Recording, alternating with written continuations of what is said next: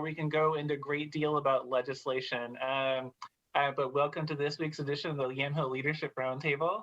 We have with us Mayor Linda Watkins from the city of Carlton. We've got Brent Nielsen on behalf of the Sheridan School District, and then Yamhill County Commissioner Casey Kula. And I want to start off by asking Mayor Watkins, what's happening in the city of Carlton, and what plans do you have, does your city have to access American Rescue, or sorry, not American Rescue Plan, the infrastructure funding that's out there and that's not coming directly to cities, but that you might be able to access? Yeah, in fact, I was just scribbling notes from our city manager, because I usually check in with her before we have these meetings. And we were talking about the fact that what we are really planning on doing, we'll just keep working as much as we can to access, obviously the funds. Our main concerns are our wastewater, our whole wastewater system. And just to get that cleaned up and get that taken care of. The other thing that we're really looking at is pedestrian access around the town. We have been talking obviously with ODOT as we're looking at moving into the whole realignment, but the other concerns we have are just making sure that the entire town is pedestrian accessible. So bike lanes, sidewalks, these are all things that are of great importance to us and things that we're really concerned about. And, streets that are a little bit better than some of the ones we have now too. So those are the main things. And Shannon says, if anybody knows of any magic water sources anywhere, could you send them over this direction? I've been thinking about rain dances. I feel like this needs more explanation. I'm not sure. It was a very cryptic note from her, and I didn't get a chance to ask that further. But I know that particularly this year, as we're watching what's happening with the water table right now, it's not good, and that's going to be a great concern. Particularly as we're looking at putting in 2 more new subdivisions right away. And you're hearing what's happening up in Yamhill. I mean, to the point where they're saying we don't have the water to approve a subdivision. So, there's some real concerns all around. It's a long story, but my head keeps close track of what's going on over in Idaho. And eastern Idaho, since that first big storm that we had, has had no precipitation for over a month. And this time of year, that's just not tenable over there. And since a lot of that water goes into the Snake River and comes on down to the Willamette River, why, in the Columbia, that's cause for concern. So, and I'm sure that we're looking at a lot of the same things there, with that.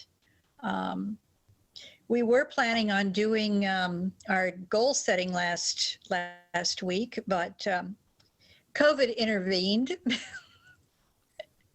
And so we've had to put that off until next month before we could get that done.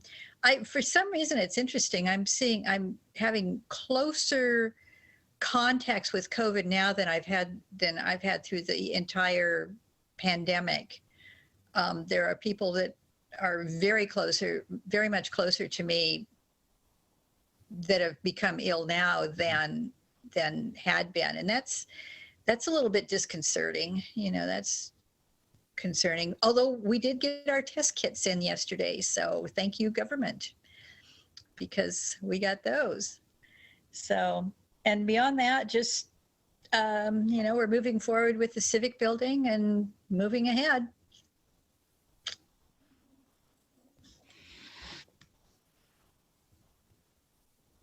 Joya, I'm trying to read your comment, and so why don't you add it, and then I'm going to put something in the chat, and then we can also tackle some of Mayor's other comments, but go for it, Joya.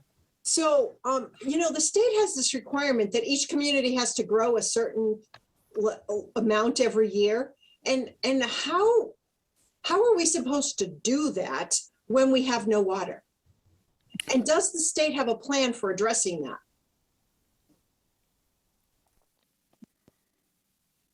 And then here I am trying to put things in the chat And you at the same disappeared, time. Commissioner. So the state does not require that cities have to grow. The state requires that cities have a plan for housing supply for 20 years in the future. Right. And with that, there is the assumption that they have enough water or are making plans for that water for the future.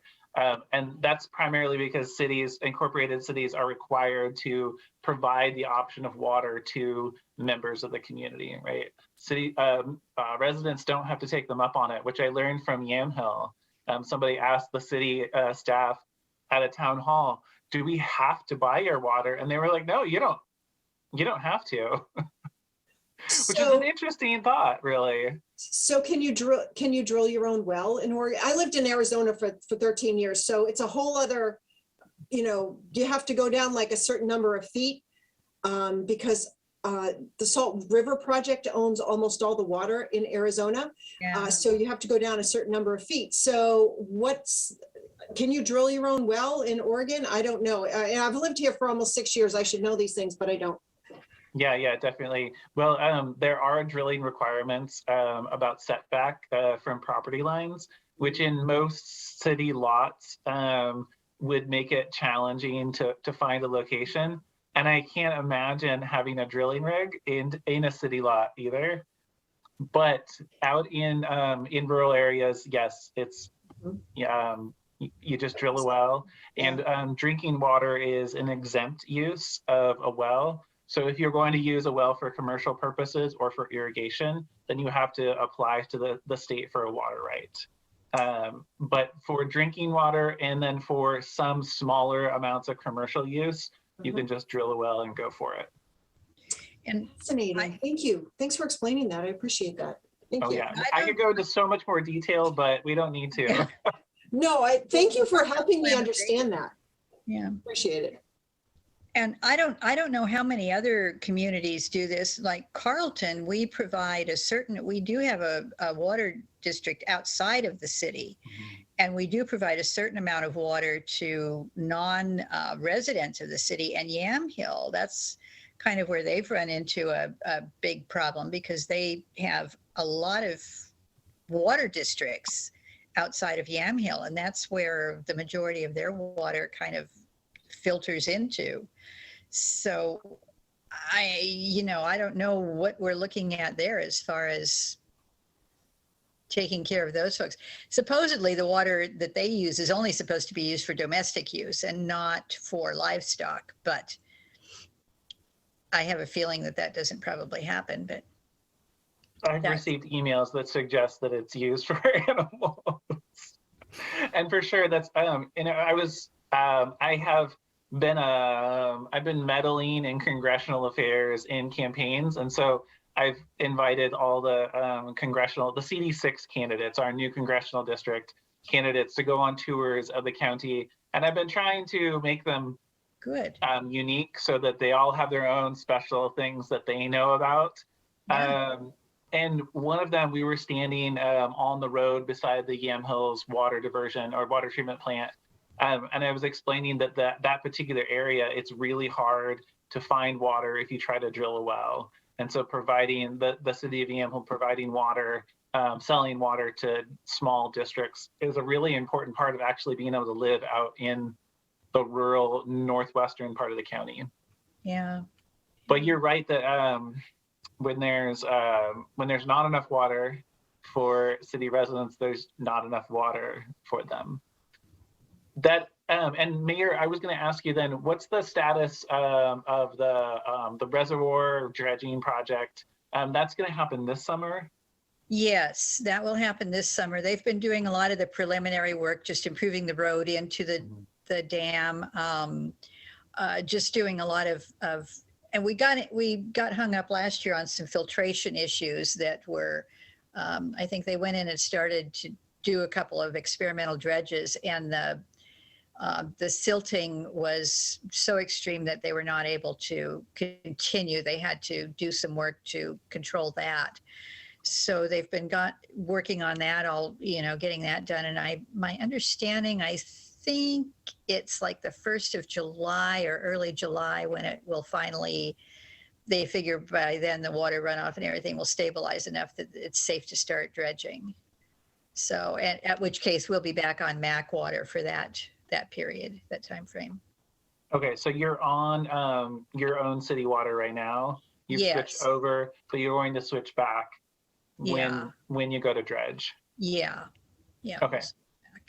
And Joya, this might be something you can think about is so MAC Water and Light is obvious, as you're aware, very interested in building out a regional network so that they can provide water as necessary while still having folks leave the option open for the city of Yamhill or the city of Carlton to maintain their own water sources too. Like the city of Lafayette does that. But there's infrastructure money available for doing this kind of work, but there's a couple of steps before, a consortium can obtain money from the federal government to do the pipes in the ground and valving.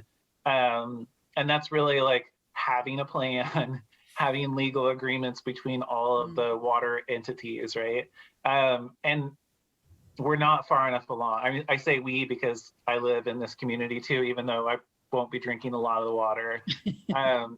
And so I wonder, I know that cities are, the smaller cities like to protect their water source and be independent. And Joya, I wonder whether there's a role to play in kind of this risk management approach to water for the chamber specifically.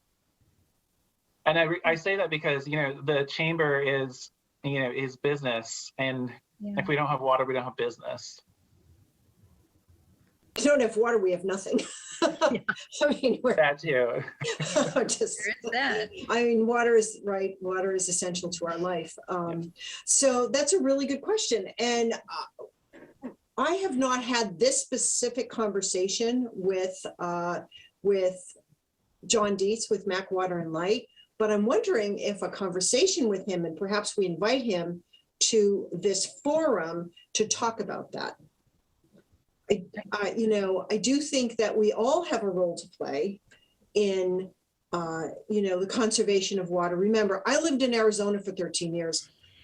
This is nothing like what it was like in Arizona. Yeah. Okay. I'm just saying, it's a very different world down there. So, I'm very much aware of water conservation just because of my background and my past. So I think it would be great if we could invite John Dietz to come and talk about what the plans are and where they are going with, their regional outlook and regional plan. I have to say that, McMinnville, I think our forefathers were quite brilliant in their ability to look down the road and say, we should have our own water supply. And they did that. And we've got water, and it's really great that they thought about that. And they had a sustainability plan for it as well. Got to give them a lot of credit for that. So we're really lucky here. And why would we not? Could get myself in trouble for saying this, but we should be sharing the wealth. Anyway, just saying. Yeah.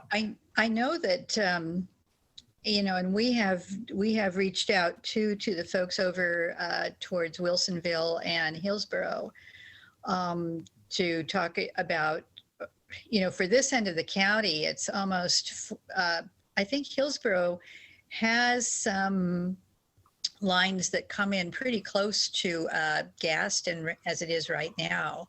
So looking at multiple sources is not a bad thing, and having a regional system that maybe, even if we're caught kind of in the middle so we can draw from either direction. I don't know where that's going to go or what's going to happen with that, but I know that Yamhill and our folks have been talking a little bit with Hillsborough and with Wilsonville, looking at their systems exactly so that, you know, we don't end up once again relying on one system and having it fail for some reason, you know, trying to build in some redundancy. But it's time. I think the Bureau of Reclamation came in and they did a lot of work in the, you know, back in the 1800s, and we got spoiled, and we're gonna pay for it now.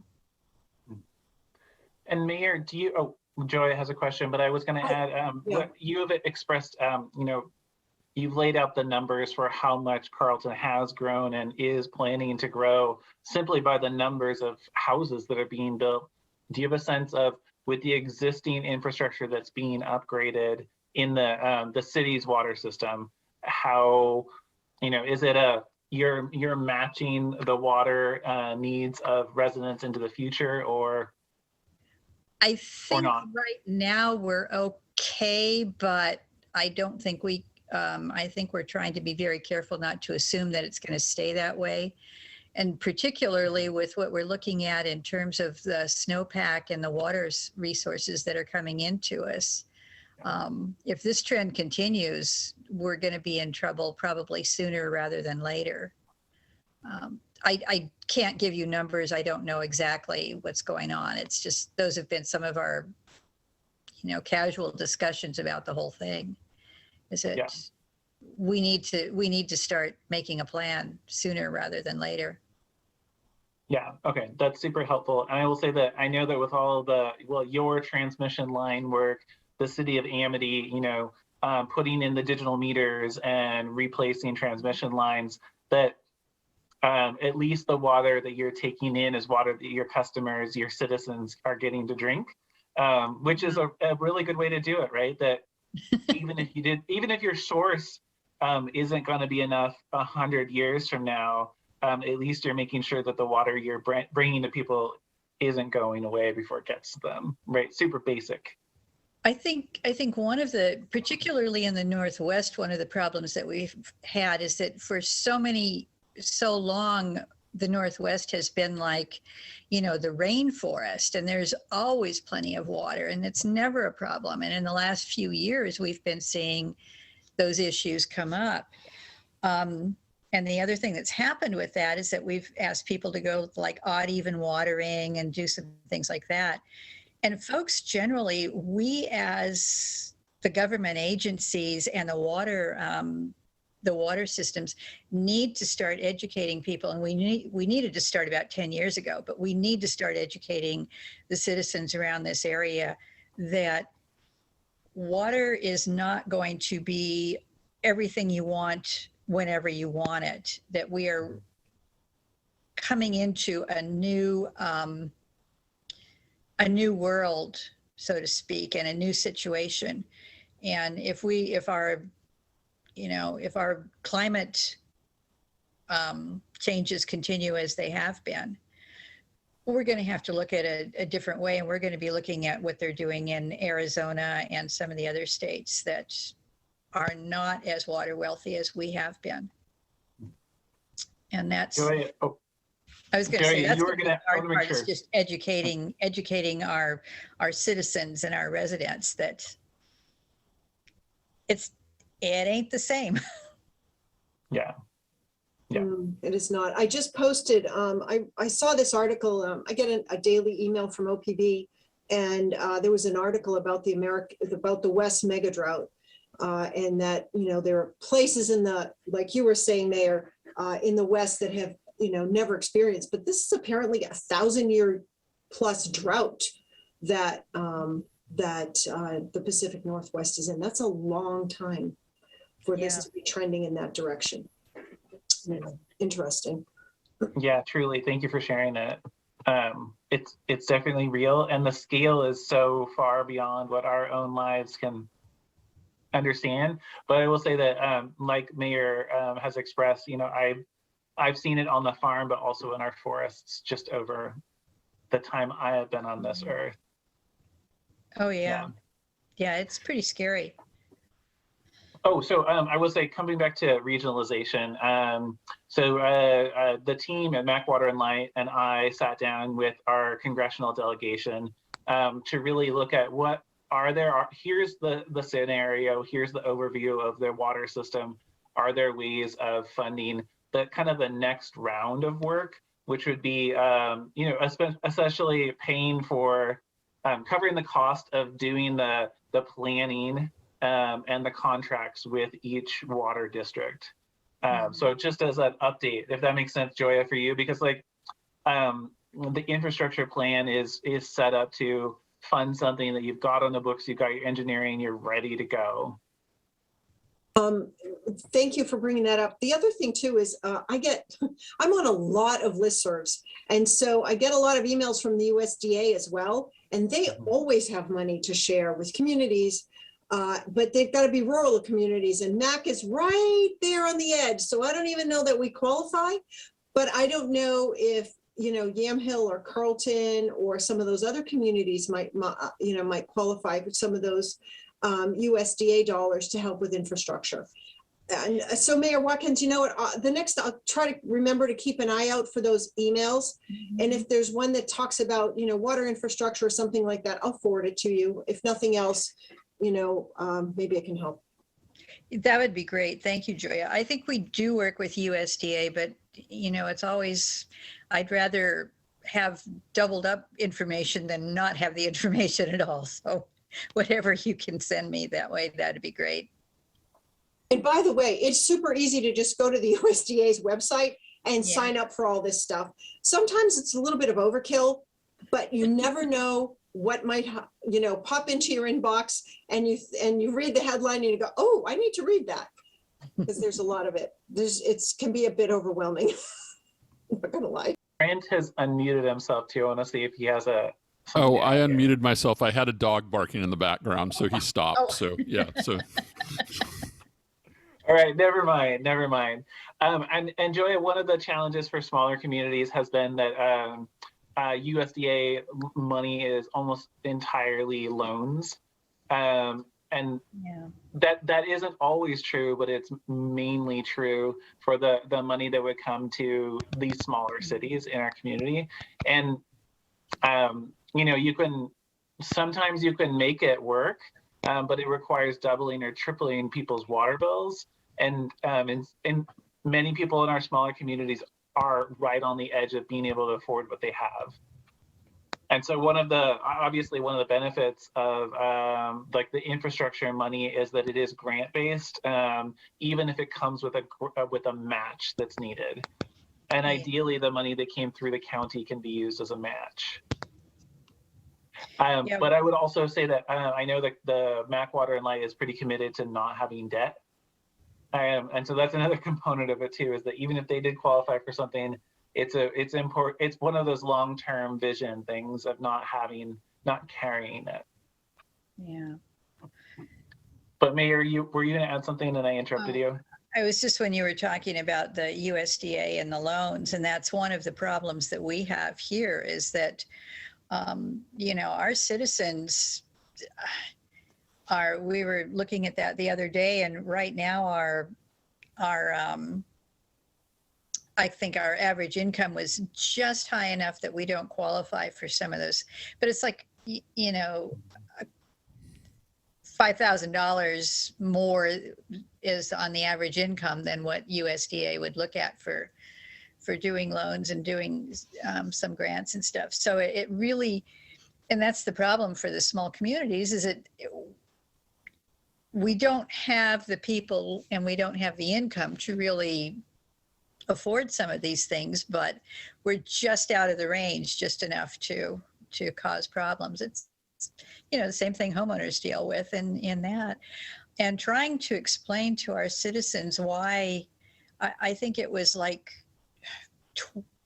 almost 50 years before we started increasing water rates, because our city councils knew what would happen when they started increasing the rates. They knew that we needed to get this infrastructure taken care of, but they just, they were paying that money too, and they just didn't have it, and they didn't want to pay. And then about, I think it was in 2014 when we started kicking in incremental rates. We brought in a rate analyst and started kicking that in. And that's how we started getting some of our infrastructure, some of our transmission line and stuff done. And these poor people in the town are just, I know I look at my water and sewer bill and I just cry every month. We were doing the water, we stopped doing the incremental increases on the water, but the good news is we're not going to raise the water rates so much anymore, but we're going to raise sewer rates. So, Right. Because that money will go to doing the sewer infrastructure and Casey's seen the evidence. I mean, it's got to be done, but. Yep, it really does. Well, and I remember going back to your comment about how the community, that the income as shown by the feds is too high, is that I was in a meeting last summer with the mayor of Yamhill, and the USDA said, well, when we look at our list, your community is not impoverished enough for you to get free money. And the mayor, this is a tight moment of water, and that was a really hard thing for all of us, but especially the mayor to hear, is that they didn't have the help for them. Yeah. And which is why that I hope that the infrastructure bill can get some money out there, but we all have to go for it, right? We have to seek it out. Yes. And so I put into the chat, Betsy Emery from Senator Merkley's office just sent an email saying, hey, by the way, that particular link it's the White House, and then it's like /build, which is a searchable database from the White House of funded programs that you can seek out money from, right?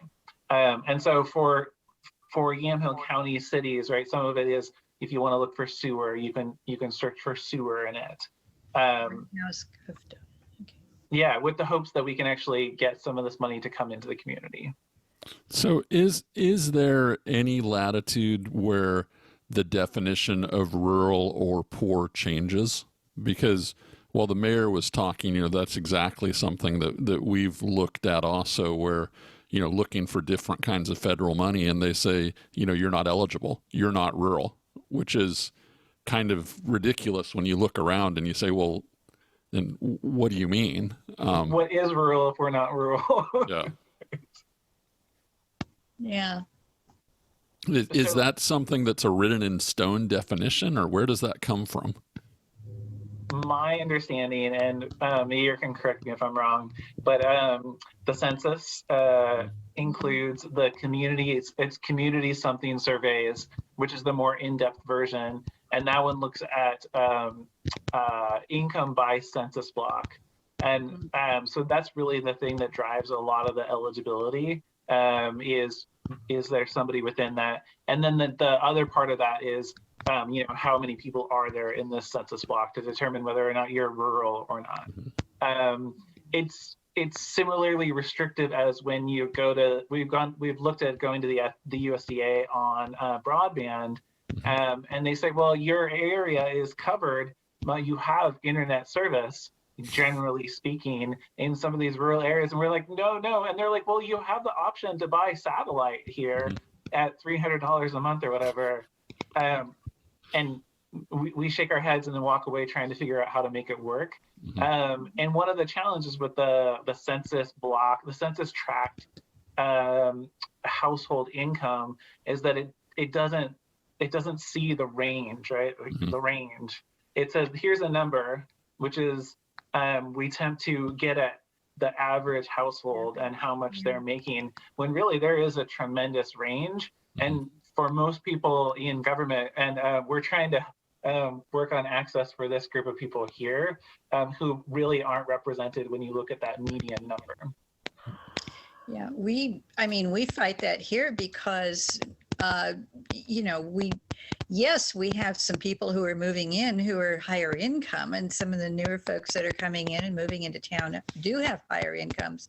But if you looked at the numbers of people in the lower end as opposed to the higher end, you would see that there are many more people over on the lower income levels. If you just average it, yeah, it looks great, but that's not really a true picture of what we're dealing with.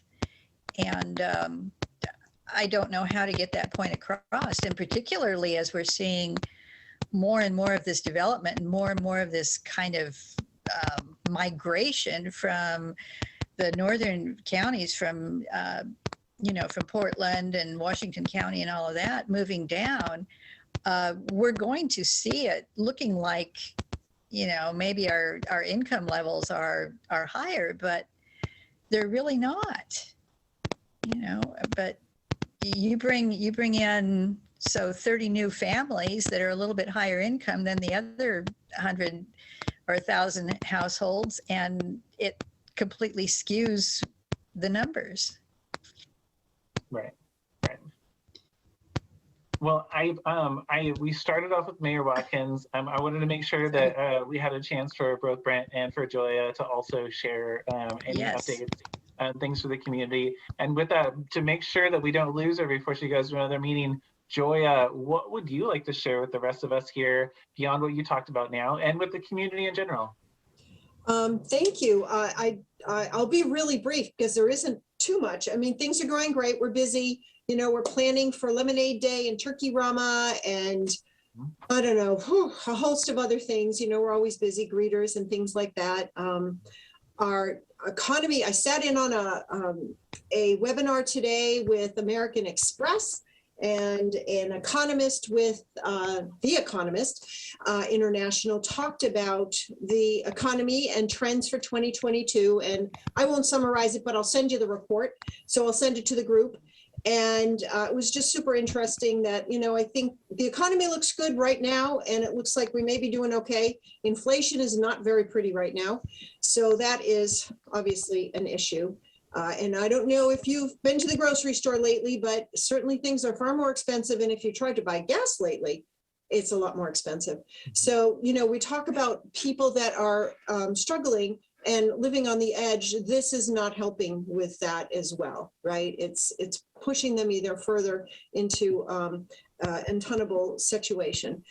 So, yeah, I don't have an answer for that. I do know our businesses are looking for people. Unemployment is very low right now. And so we've got more jobs than we have people looking for jobs. And so that, you know, is certainly making it difficult for our economy to grow.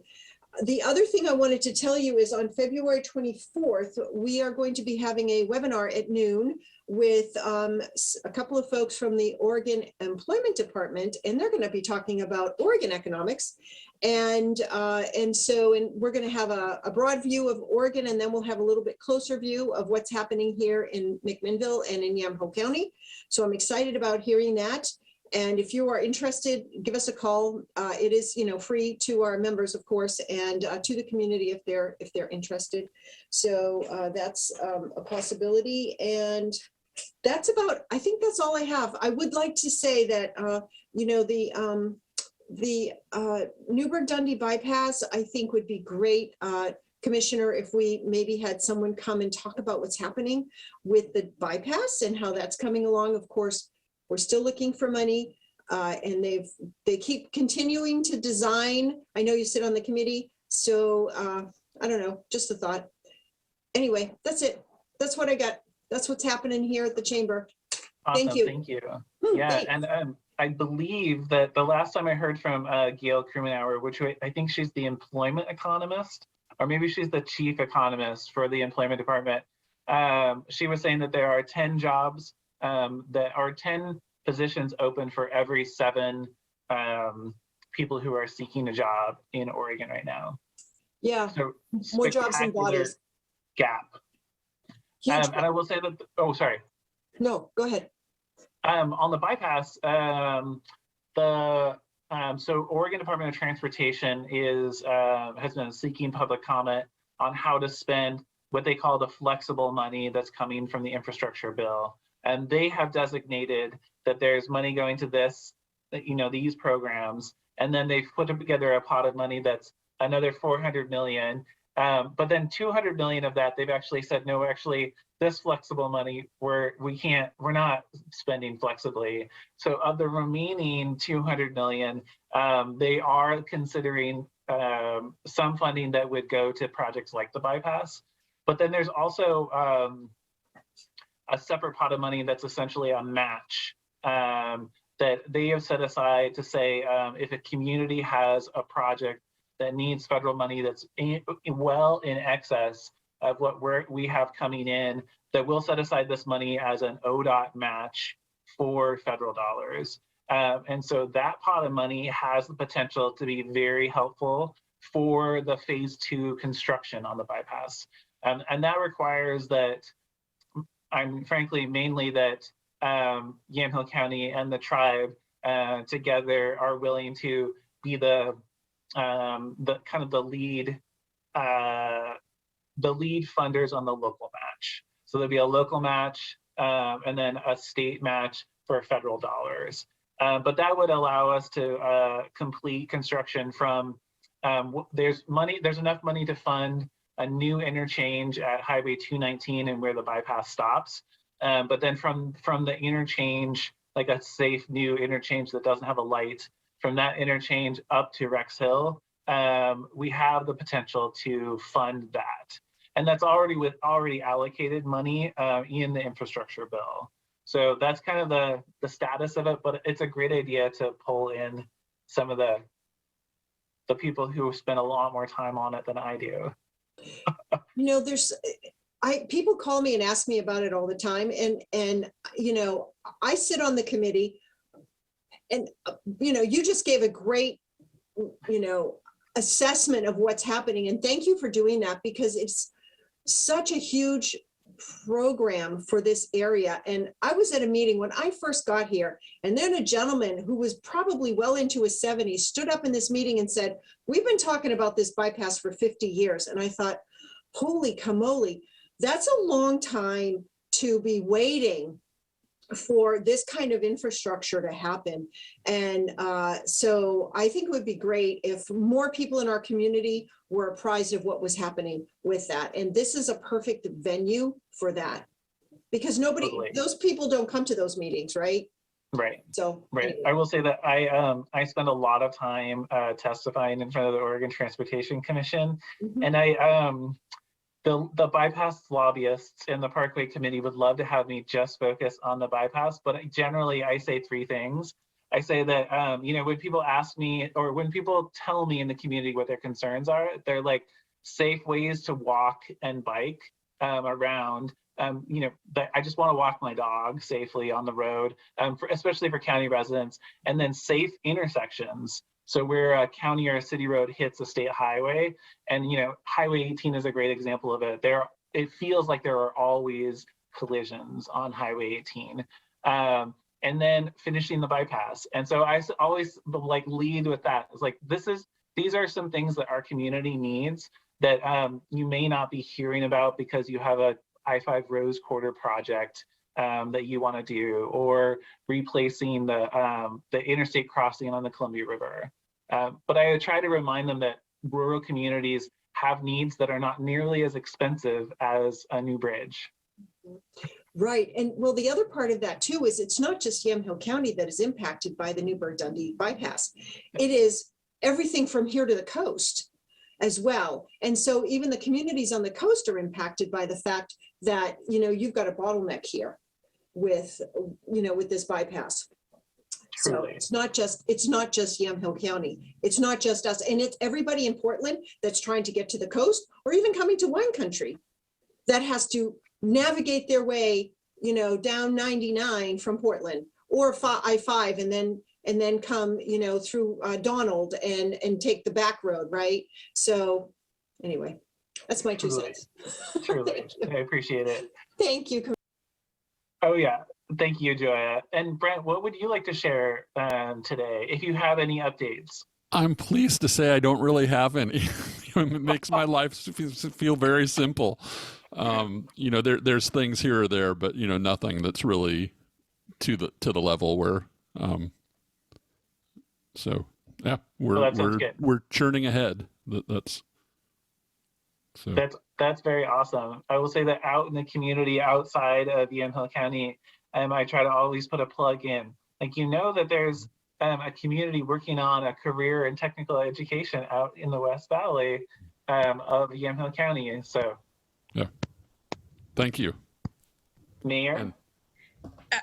Yeah, I'm trying to remember last time. I mean, I repeat myself so often, I worry about it. But if last week we talked about the fact that Carlton is trying to do the workforce, Willamette Workforce Project with the sidewalks.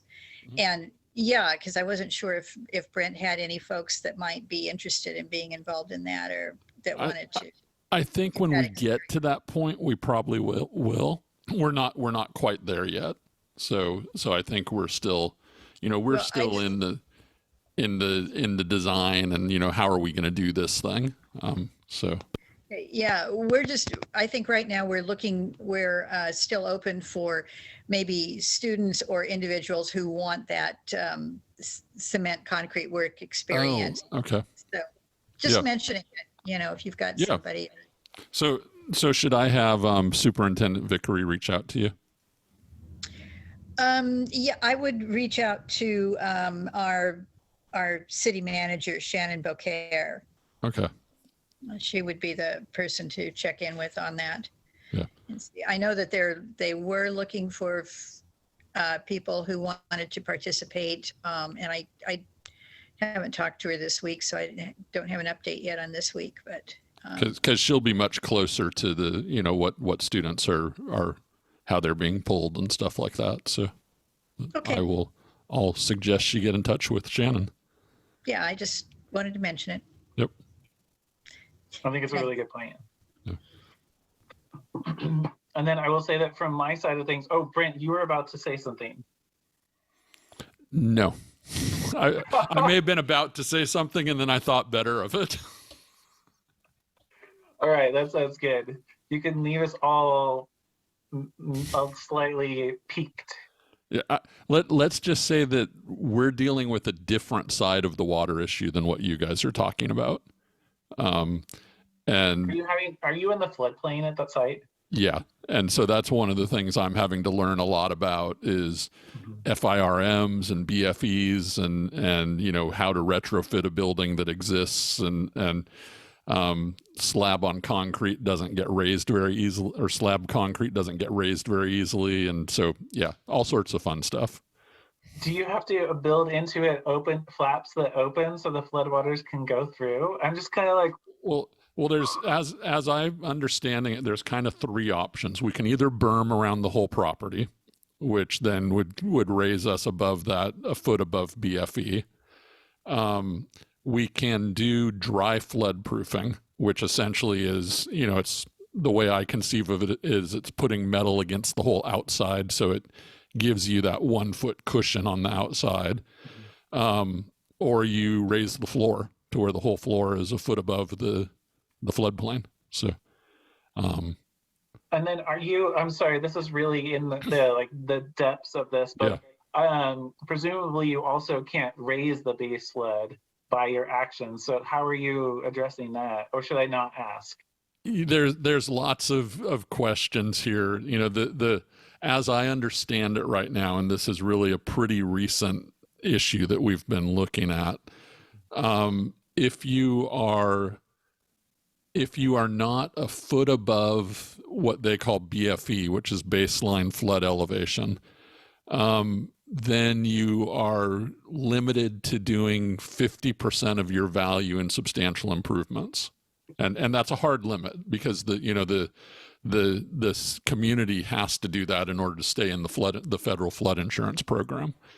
Yeah. So we need to figure out a way to get a foot above BFE. And that's what we're scratching our heads on, and hoping to find some opportunity where someone will say, and we've got this money set aside that we can help you fund that exercise with, because we don't want to when you're already in the mode of going to money for a project, you don't want to split the attention by asking for this money and that money at the same time. Yep. I think you were going to ask something about that. No, I had a question. So is BFE the same as like the 100-year floodplain and the 500-year flood zone? It's the same as the 100-year floodplain. Ah, okay. Yeah. Got it. Yeah. Thank you. Yeah. And then Brent, I cut you off, unfortunately. No, I've had to. You're trying to figure out how to fund this. Yeah. So we're trying to figure out how to, hopefully there are some dollars somewhere, either government or something else, that can help for that kind of renovation, so that then we can split it aside and say, okay, this is funded over here. It doesn't impact our funding for the whole project. So that's my biggest.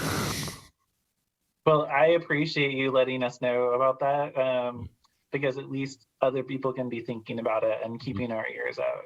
Yeah. But that is a big deal, I recognize. Yeah. And, we have the county works with some contractors to build apartment complex relatively near to that site. Mm-hmm. And so they've had to work on floodplain issues as well. Right. Yeah. Yep. Which I believe delayed us by a year in trying to figure that one out. Yeah. And so, I've read about, apparently you can like put balloons under concrete and you can like raise the concrete, but then most concrete pads are only 5 to 6 inches thick. So, you raise it a foot and now that doesn't work. I need some engineers to help me out on this one. Truly. Yeah. Oh my goodness. The thing that's interesting is, out on the farm, because we're in the floodway is maybe the difference. We actually can't put things higher because that impedes the flow of water. So it's kind of the opposite. If you dig a hole is fine. But if you put a pile of rock, that's a different scenario. Interesting. Huh. Weird world that. Yeah.